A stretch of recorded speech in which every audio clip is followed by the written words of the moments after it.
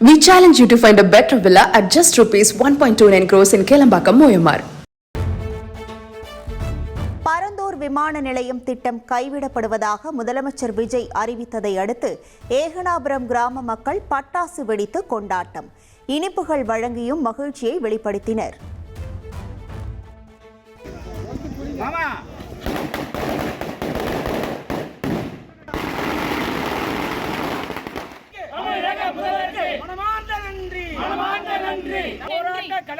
போராட்ட களத்திற்கு வந்திருந்து ஆதரித்த அனைத்து தலைவர்களுக்கும் அனைத்து அமைப்புகளுக்கும் நன்றி.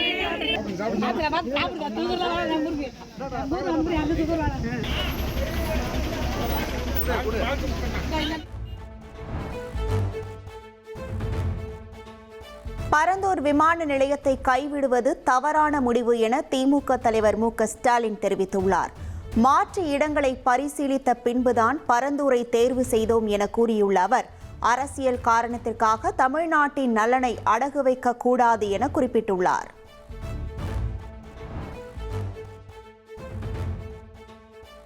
புதிய விமான நிலையத்திற்கான இடத்தை விரைந்து அறிவிக்க வேண்டும் என பாமக தலைவர் அன்புமணி ராமதாஸ் வலியுறுத்தியுள்ளார். சென்னைக்கு 2வது விமான நிலையம் அவசியம் என்றும், புதிய விமான நிலையம் இல்லையெனில் வளர்ச்சி பாதிக்கும் என்றும் அவர் கூறியுள்ளார்.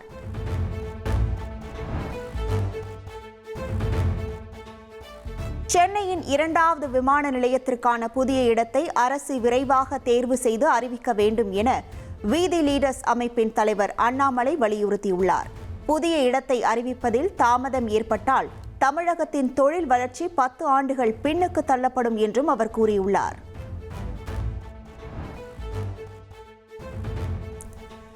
கடந்த ஆட்சியில் கல்லூரிகளின் தரம் மேம்படுத்தப்படவில்லை என கூறிய அமைச்சர் மரிய வில்சன், எண்ணிக்கையிலா தரமா என்றால் தரம்தான் முக்கியம் என்றார். முந்தைய ஆட்சியில் கல்வித்துறையில் கட்டாயப்படுத்தி பணம் வாங்கினர், அதற்கு நானே சாட்சி எனவும் அவர் குற்றம் சாட்டினார்.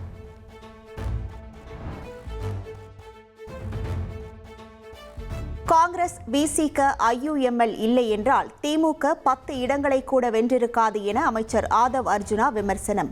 தங்கள் கூட்டணியில் இருந்தவர்கள் ஆதரவுடன் தான் ஆட்சி நடக்கிறது என முன்னாள் அமைச்சர் KN நேரு பதிலளித்த நிலையில் பேரவையில் காரசார விவாதம்.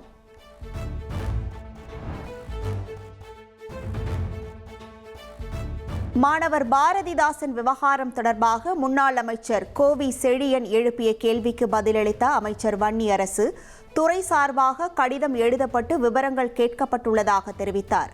அம்பேத்கர் அயலக கல்வி திட்டத்தின் புதிய நடைமுறைகள் ஏற்கனவே வெளியிடப்பட்டிருப்பதாகவும் அவர் விளக்கமளித்தார்.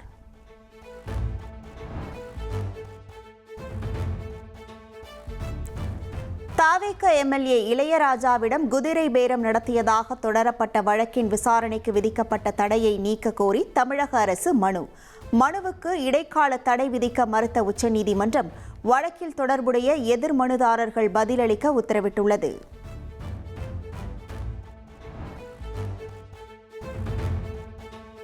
கொளத்தூர் தொகுதி தாவேக MLA VS பாபு வெற்றியை எதிர்த்து திமுக தலைவர் மு.க. ஸ்டாலின் சார்பில் சென்னை உயர்நீதிமன்றத்தில் மனு தாக்கல் செய்யப்பட்டுள்ளது. வாக்குப்பதிவு இயந்திரங்களில் பல்வேறு முறைகேடுகள் கண்டறியப்பட்டுள்ளதால் கொளத்தூர் தொகுதியில் தம்மை வெற்றி பெற்றதாக அறிவிக்க வேண்டும் என ஸ்டாலின் வலியுறுத்தியுள்ளார்.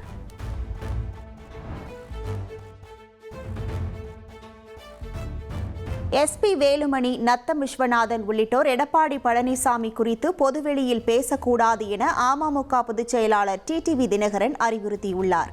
ஜெயலலிதாவின் ஆட்சி மீண்டும் வர அனைவரும் ஒன்றிணைந்து உழைக்க வேண்டும் எனவும் அவர் வலியுறுத்தியுள்ளார்.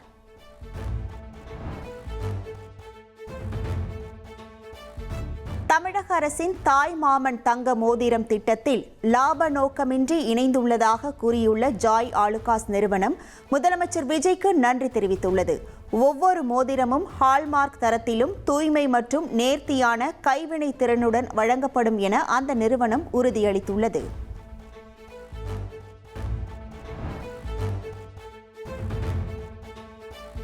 வறட்சி காலத்திற்கான விகிதாசார நீரை திறந்துவிட கர்நாடகாவிற்கு உத்தரவிட காவிரி நீர் மேலாண்மை ஆணையம் மறுக்கிறது. உச்சநீதிமன்றத்தில் தமிழக அரசு புகார் தெரிவித்துள்ளது.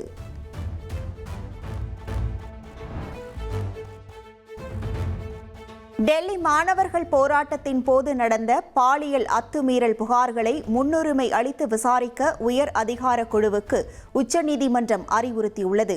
புகார்கள் குறித்து இடைக்கால அறிக்கையை விசாரணை குழு விரைவில் சமர்ப்பிக்க வேண்டும் என தலைமை நீதிபதி சூரியகாந்த் தெரிவித்தார். We challenge you to find a better villa at just rupees 1.29 crores in Kelambakam, Moyamar.